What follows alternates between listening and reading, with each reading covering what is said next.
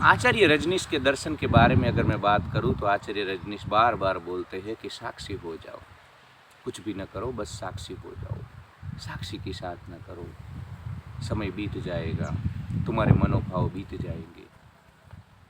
तो जब विपश्यना मैंने की या जिन लोगों ने विपश्यना की उसके बाद ये भलीभांति मैं समझ पाया कि क्यों महापुरुष आचार्य रजनीश ने हमें साक्षी की साधना करने को बोला।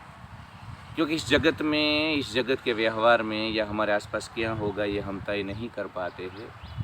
हम हमारे भीतर जो हो सकता है उसको ही कुछ न कुछ हद तक कंट्रोल कर सकते हैं। तो उसमें साक्षी हो जाना, अपने मन को विटनेस करना ही कहीं ना कहीं हमें बचाता है।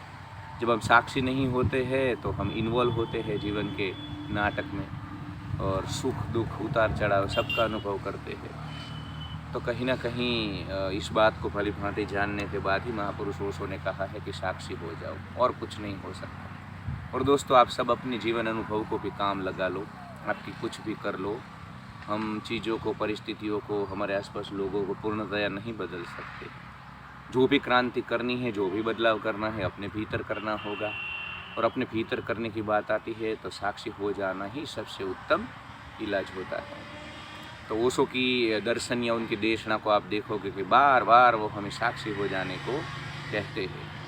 तो हम साक्षी हो जाएंगे, हम रिस्पॉन्ड करेंगे, रिएक्ट नहीं करेंगे। हमारे मन के तल के ऊपर, विचारों के तल के ऊपर जो कुछ भी चल रहा है उसको साक्षी भाव से देखेंगे और फिर विवेकपूर्ण तरीके से निर्णय लेंगे।